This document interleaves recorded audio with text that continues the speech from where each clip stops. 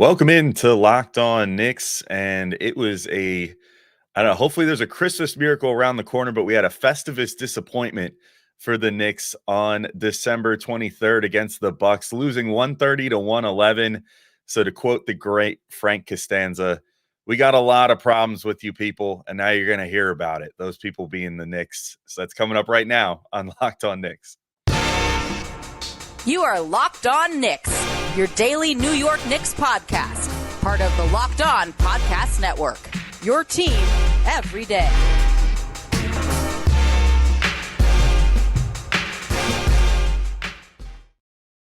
All right, welcome in to Locked On Knicks. Today's episode is brought to you by Gametime. Download the Gametime app, create an account, and use code LOCKEDONNBA for $20 off your first purchase. And I want to thank you guys for making Locked On Knicks your first listen today and every day, whether you're checking us out on your favorite podcast platform or taking in the sights and sounds on YouTube. We appreciate you making us a part of your daily routine. Make sure you hit that notification bell on YouTube or the auto download function on your favorite podcast app so you never miss an episode. I'm Alex Wolf. I'm editor-in-chief of Knicks site, The Strickland, which you can find at strick.land. And he's Gavin Shaw, your favorite play-by-play broadcaster's favorite play-by-play broadcaster, sitting in an absolute boss chair today, looking the role big time. Yeah, shout out to my girlfriend's dad. Yep, there you go. I wasn't pointing at God. He's just upstairs. Go ahead. Hey, that works well in when you're guesting in someone's household. Very deferential of you. Anyway. The Knicks lost pretty bad, 130 to 111 to the Bucks yesterday. But we're gonna, in the spirit of Festivus, which the Knicks were playing on yesterday, we're gonna air our grievances a bit, Gavin, about this team and about this game in particular, because it's frustrating. It's like I think that these games against the Bucks are just the most stark reminder that the Knicks just aren't in that class of great teams yet. They're like a very good team that can beat most of the teams in the NBA, but still just does not have the juice to beat a team like the Bucks yet. And the Bucks, I mean, to be fair to them and to be fair to the Knicks, I mean, this was when we reacted to that Damian Lillard trade over the offseason. We were like, well, that pretty much laces that up. Like, like this. That's a huge move for them, and they are so talented now. It's going to be near impossible to beat them for a couple of years. And, that's kind of played out so far. That said, Gavin, my first airing of grievances here goes to RJ Barrett. And it sucks to have to keep going back to this well a little bit. But I thought that this game was just one of the, this game exposed a lot of things about the Knicks, I think, which is why we're going to be talking about them all this whole time. But like, as far as RJ goes, I thought that he like single-handedly, just by virtue of not being able to make a shot right now, killed what could have been a lot of momentum swings for the Knicks. Like, even just to the point of in the third quarter, for example, the Knicks made a really, and I have another gripe with Tibbs about this as well, but the third quarter was just a disaster. But the Knicks made a really good run at the end of the first half. Jalen Brunson, scored a ton of points right before they went to break. They had the momentum fully on their side, home crowd cheering for them, everything else. Everything was in the Knicks' favor there. And then they come out in the third quarter and like they were generating good looks for RJ Barrett, but he was so incapable of making a single shot out there that it just completely derailed what the Knicks could have had going for them. And I don't know, it was his performance to me stood out like a sore thumb as like one of the main reasons that this team was just like one of the big differentiators between this team and the Bucks, for example, is the drop off to the third option of RJ Barrett is so much bigger right now for the Knicks than it is for like the Bucks with Chris Middleton.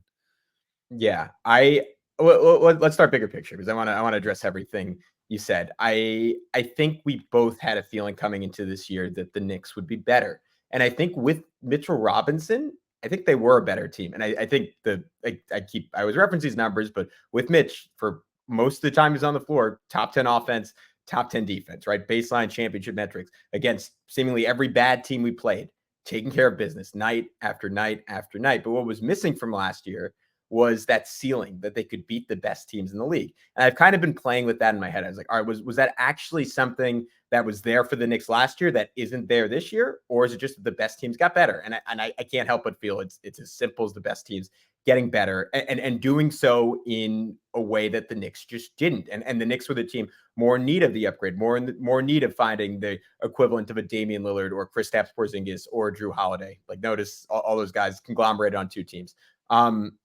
And they didn't do that. And they're paying the price for it now. And I think the bet the Knicks were making was, one, we're not quite ready for that type of deal. Two, we're going to get some internal development that makes up a good portion of that gap, even if we're not getting stars. And I think that's where you zoom in on an RJ Barrett, Alex, and you say, like, he's basically the same guy he was last year. And I think we were both fooled by some early season hot shooting. The fact that I thought his passing looked better, but I think I'm realizing now a lot of those plays were relatively simple reads that were opened up by the fact that he was hitting about 50% of his threes. And I think we both wanted to believe in it, but to me, it just sort of feels like he's the same guy at the end of the day. And anyone who wants to have pushback on that, because I've had nights where I've thought otherwise, and I thought the playmaking was there and it looked good, and I've talked about it a lot, but I almost can't get there anymore, because I think what was so frustrating for me was that, I mean, the shot just continues to be so inconsistent. His finishing was just terrible. It just honestly feels like it hasn't gotten meaningfully better from his rookie season. And when you look back on that rookie season, you remember, all right, the context was just so bad. You were okay with it because you were like, once he has better teammates, those numbers are going to skyrocket. And I know this roster just isn't ideal for him still, in that you don't have a stretch five and you have two guys in Randall and Brunson who are both lefties and basically do the exact same thing. So maybe on another team, it still looks different, but in what's in arguably a better context than when he was a younger player, whether it's the shooting, the finishing, or the playmaking, like, it all kind of just looks the same. And for the guy who's the number 3 pick in the draft, and the Knicks, I think in giving him that contract, we're putting some major hopes that there was room for at least somewhat substantial improvement there, or if not a reining in of parts of his games and emphasizing the parts that work really well. That just hasn't happened with any kind of consistency. And I'm with you. It gives the Knicks a hard ceiling, and we can get into this more, but no Mitchell Robinson gives the Knicks a hard ceiling, because, I mean, once again, like, this is hit me if you've heard this before. That's not the saying. But the Knicks were just too small against an elite team. And that's a team that's come up over and over and over again. Yeah, we'll get to the missing Mitch thing in a second, because especially Isaiah Hartenstein getting in foul trouble early kind of doomed the Knicks in this as well. But just to finish on RJ, I think the big thing is, like, a lot of people, and, we definitely do this sometimes too. We're still like, well, he's still pretty young. It's like, there's still room to grow. But I talked about this for years, like, talked about this last year, especially, after he got paid. It's like, fine, like, this is like your last year of, like, the honeymoon phase, because after your 4th season in the league, if you're a first round pick and you get extended, that next year you're making what you're deemed to be worth. And what RJ's deemed to be worth is a player, by his paycheck, he's deemed to be worth a player on a similar level of Jalen Brunson and Julius Randle.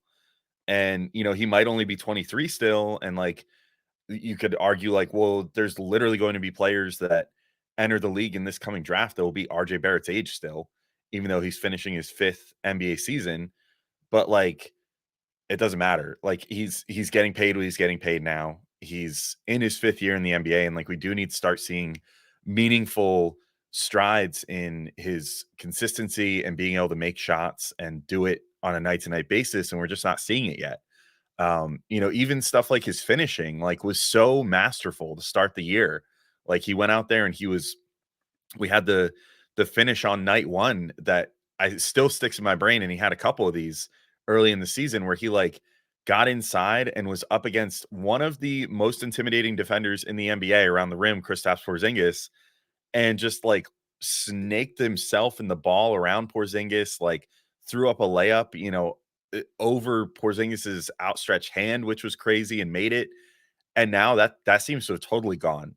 Like, I don't know what changed with him, but now he's right back to, like, some of his bad tendencies from before of, because he's not a super vertical player when he goes to the rim, just going inside, not going up super strong, not contorting himself enough, and just getting absolutely destroyed by bigger centers inside.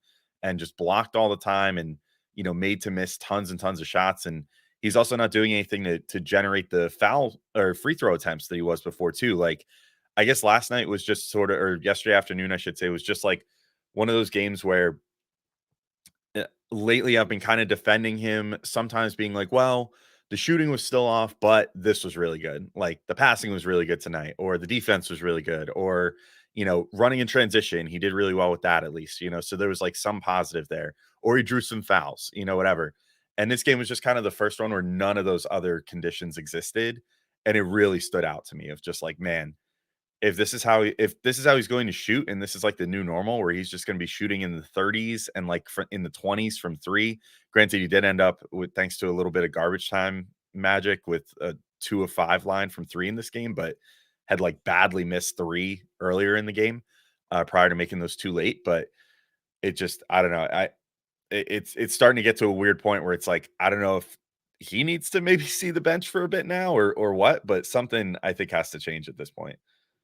Yeah, I just think you have to treat him like the player he is. And I still think, and I think in the fourth quarter, Tibbs does that. I mean, coming into this week, I'm not sure how much it's changed, but he was, I think, 7th on the team in fourth quarter minutes, maybe 8th on the team in fourth quarter minutes. So I think Tibbs very much recognizes who he is, but I almost think you have to treat it like that all 3 quarters. And the issue with that, and I think honestly, it's not his pedigree that keeps him on the floor. It's one, the hope that he's going to have a good night. And when he does, he can obviously change games with his scoring.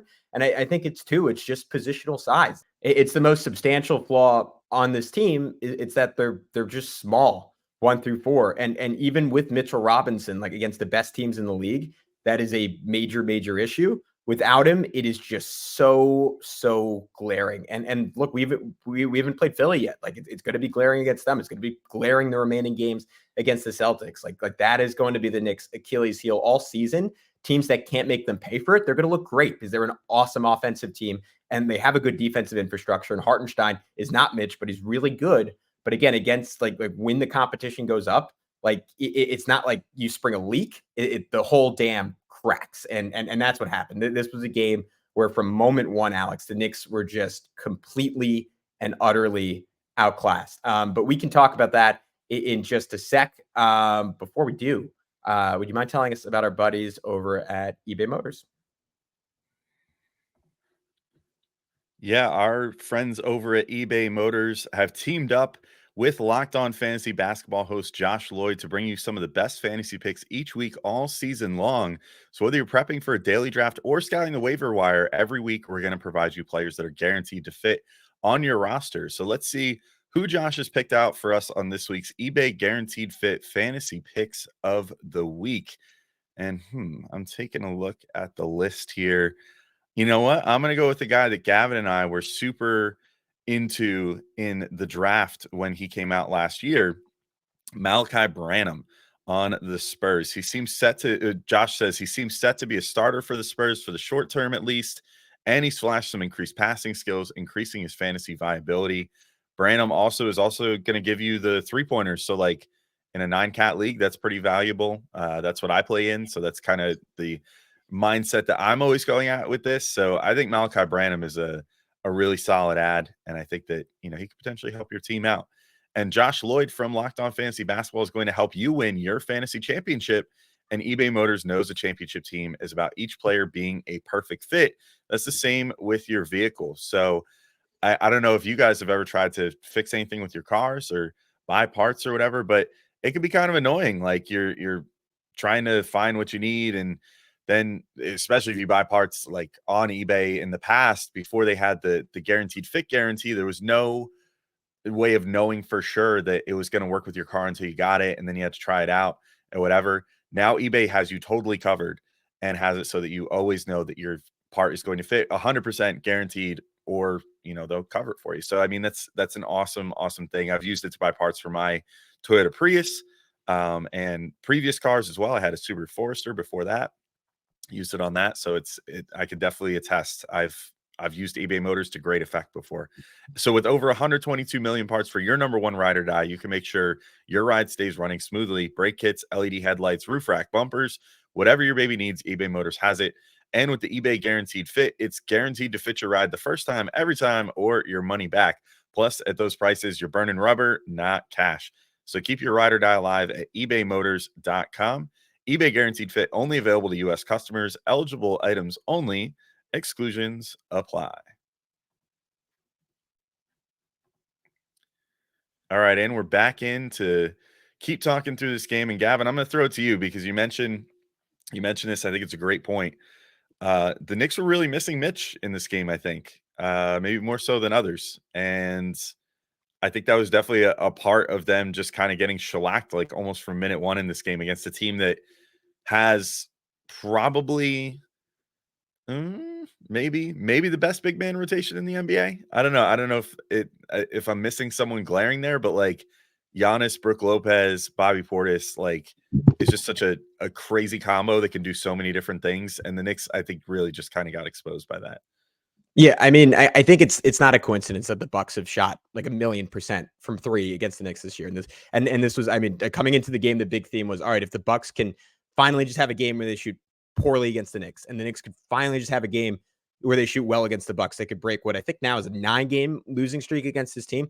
And it never ever happens. And even with Mitch, that's a major issue. But the reason it's so compounded without him, Alex, is that you see Giannis drive and there's 4 bodies around him, because there's no confidence that Hartenstein is going to be stopping him at the rim. And oftentimes Hartenstein isn't even at the rim because you have to respect Brook Lopez as a shooter, or Gibson isn't even all the way at the rim. He's kind of providing soft help. And especially when Giannis is in and Randall's out, or Randall's like not in the play for some reason, like in transition is typically when that happens.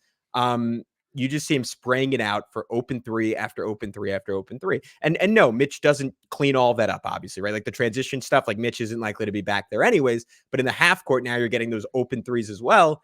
And it's just easy for the Bucks when you have Damian Lillard, when you have Malik Beasley, when you have Chris Middleton, when you have Brook Lopez, when you have 4 high-level shooters around him.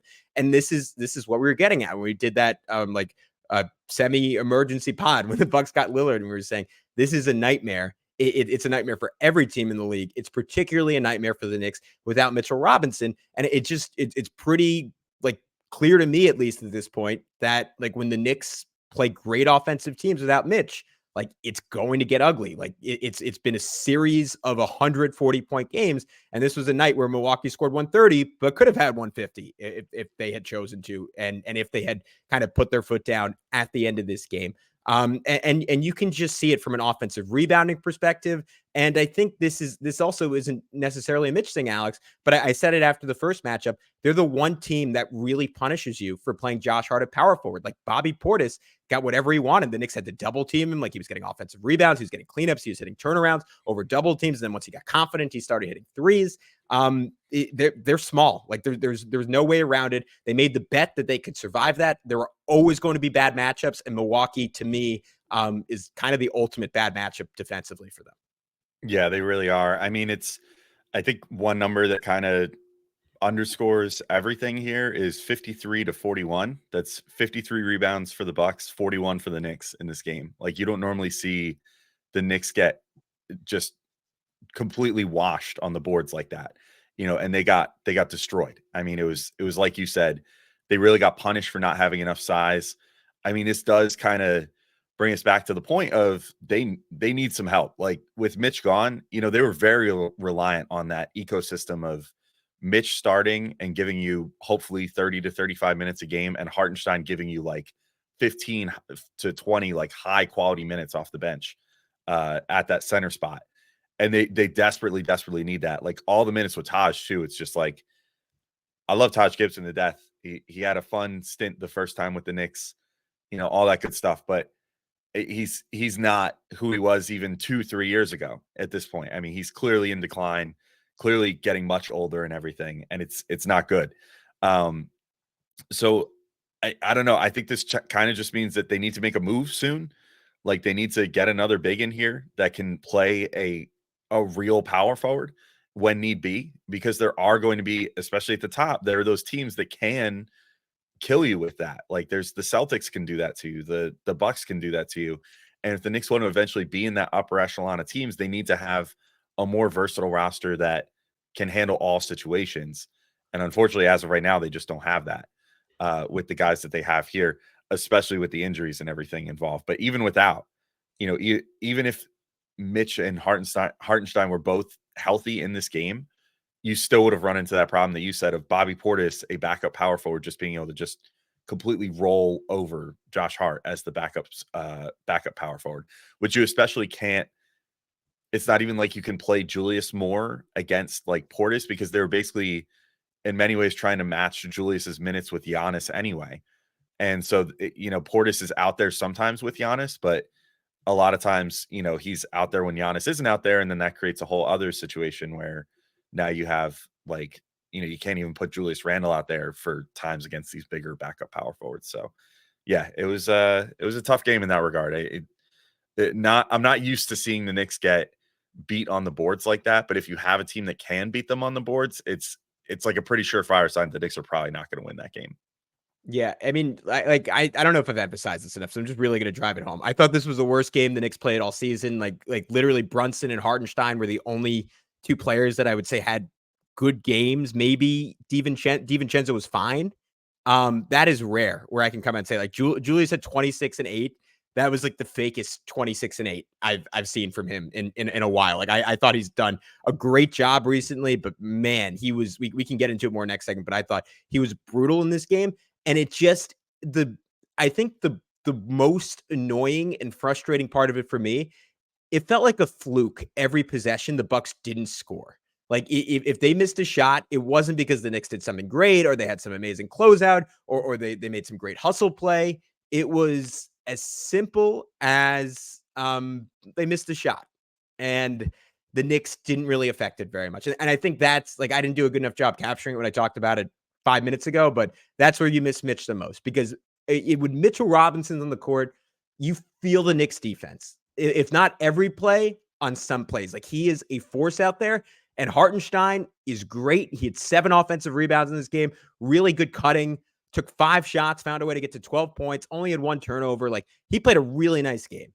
He's not Mitchell Robinson. And obviously like the Knicks have a similar floor without Mitch. Their ceiling is substantially lower, even though Hartenstein gives them that extra scheme versatility. It just takes away of what they can be against best teams, and I think it's as simple as that to me. Alex, I want to get into a little bit more on why I was disappointed in Randle, and even though it's Festivus, I think we have to culminate in celebrating what was an absurd night for Jalen Brunson. 36 points, 7 assists, all 36 for better or worse, coming in the first 3 quarters. But before we do that, I got to talk about our buddies over at Gametime.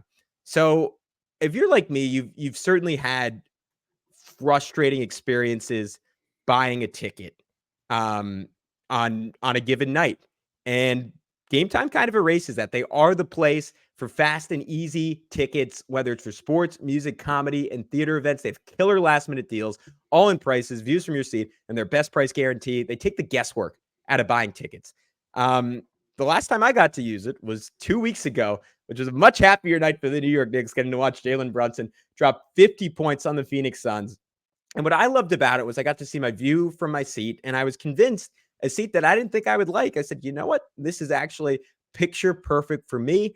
And what I also loved was the Gametime guarantee. So if I had found a better price somewhere else, not only would Gametime have matched that, they would have given me 110% of the difference. And I didn't wait for the last second, but if you want to, you can. They have tickets even an hour after the event starts. So take the guesswork out of buying tickets with Gametime. Download the Gametime app, create an account, and use code LOCKEDONNBA like I did for $20 off your first purchase. Terms apply. Again, create an account and redeem code LOCKEDONNBA for $20 off. Download Gametime today. Last minute tickets, lowest price guaranteed. All right, Alex, I want to talk Jalen Brunson, but we got to finish this airing of grievances first. What else irked you during this game? I think this sort of goes hand in hand with my RJ thing. Like there was a stretch. So going into the half, the Knicks were down double digits, like for much of the second quarter. Jalen Brunson goes on a tear at the end of the first half and ends with what looked like a buzzer beater 3, but I think was eventually corrected to a 2 because his foot was on the line. But either way, great scoring flurry. Like the Knicks are down single digits now. They have all the momentum in the world. Garden crowd is fully behind them. Like this has all the makings of a Festivus miracle, right? And then in the third quarter, they come out super flat.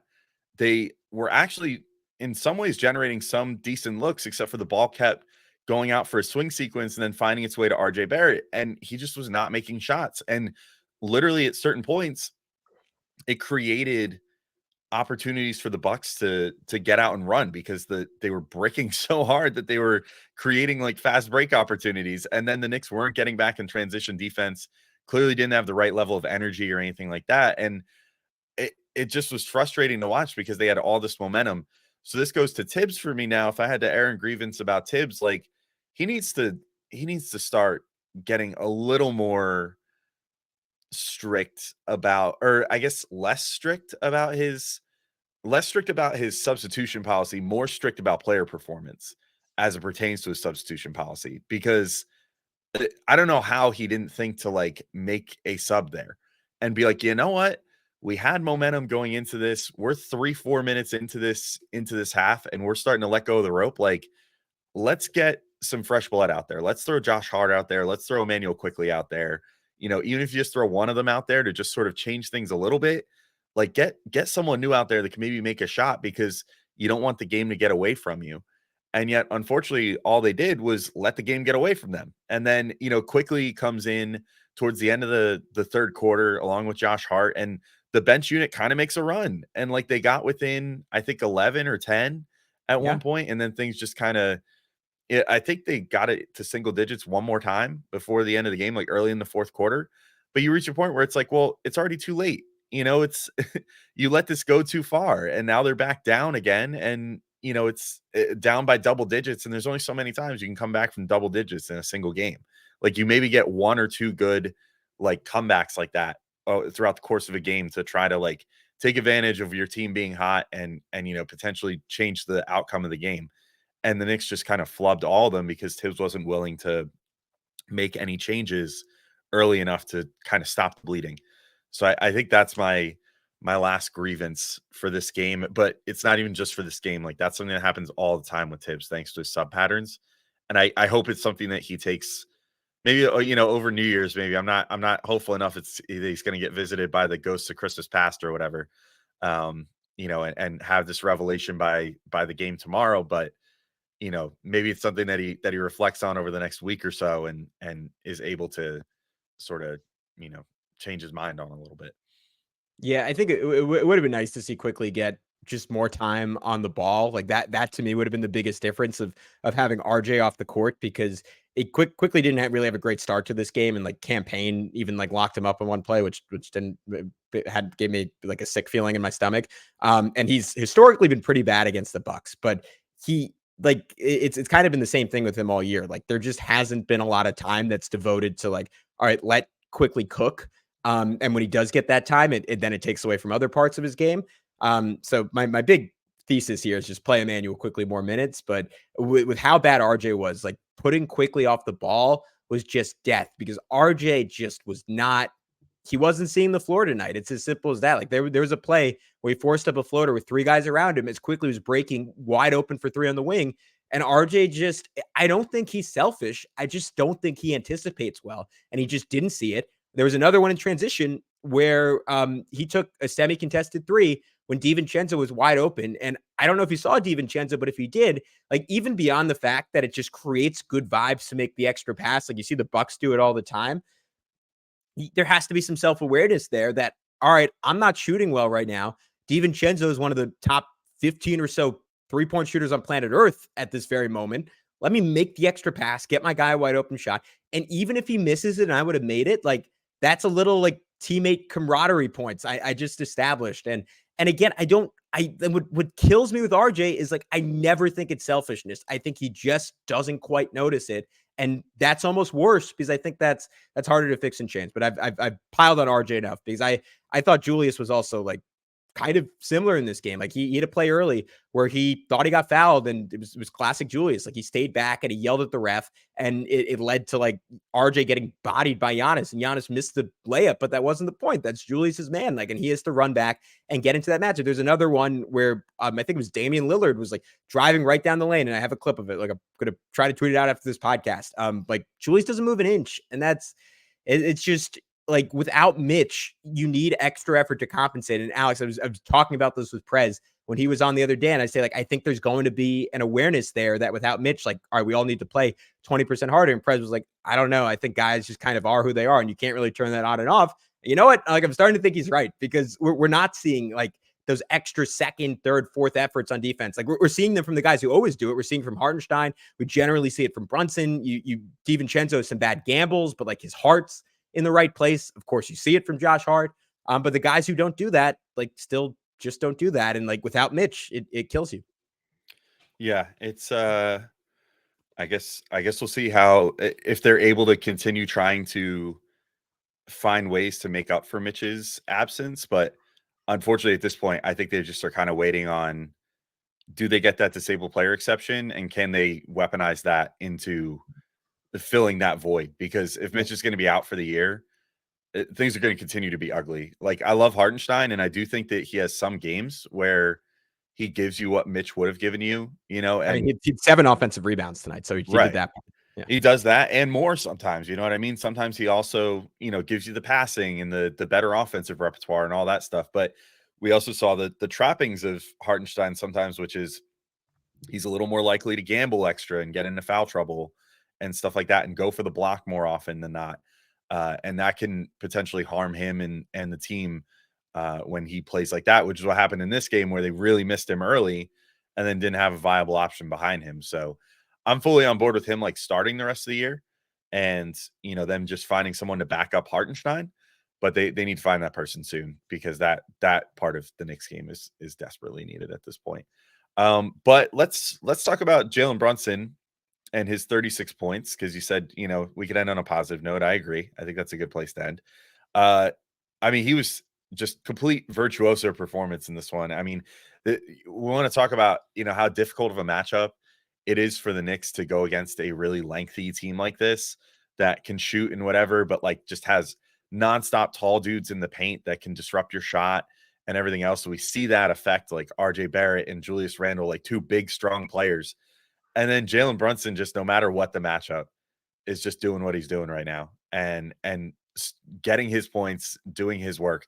Granted, it helps to have Damian Lillard across from you on the other side, as your counterpart over there. But it's I don't know how much there is still to, like, it's funny that we're bringing this all up last, that he scored 36 points in this game in like 3 quarters, but it's almost becoming easy to take for granted at this point because he's on such a scoring tear. But I really enjoyed watching him play in this game, as I always do. And I mean, he was pretty much the sole reason that the Knicks were in this game at halftime, and then pretty much was the sole reason keeping them in it in that 3rd quarter as well. I mean, they needed every bit of it. Yeah, I weirdly think this is a really good matchup for him. And it's not even because of the Dame thing, because obviously it's usually Malik Beasley guarding him. But this was, I know we got on Tibbs for the start of the 3rd quarter. I thought really smart play call by Tibbs. Very first play of the game. He runs a little pitch and go between him and DiVincenzo. And right from the get-go, you're putting Damian Lillard in the action on Brunson, and not just like having like, because you could make that a guard screen, right? And that could be really slow, and the Bucks could lock in and they could help. But because you're doing it with Brunson like sprinting into a catch, there's no chance for Milwaukee to adjust, to scram out of it. Like it's Dame on a full speed Brunson, and that was a layup to start this game.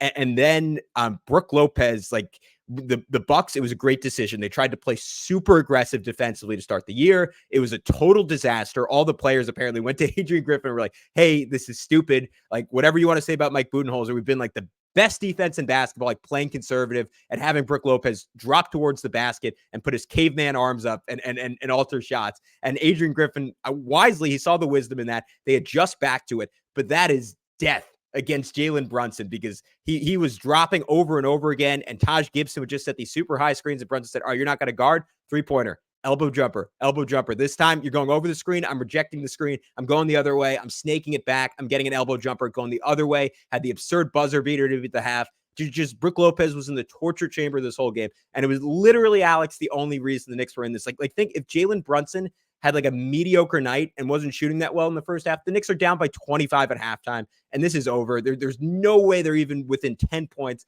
in the fourth quarter. Brunson was a one-man band for the most part in this game. Incredible effort against a great team, and unfortunately wasn't enough because the Knicks have a lot of issues in other places.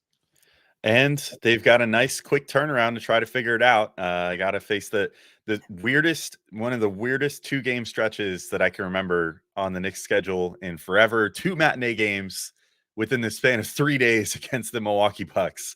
But the Knicks hate their matinee games anyway. So we'll see how it goes tomorrow on Christmas. But till then, Merry Christmas Eve to all you who celebrate. Hopefully you all enjoy, the time off and enjoy the Knicks game. We will probably be putting our episode out, and barring any crazy outcome, probably be putting our episode out on Tuesday morning and enjoying the holiday. So hopefully you all do too and enjoy the basketball and everything else. But until next time, thank you all for listening, and we'll talk to you soon. Peace out, everyone.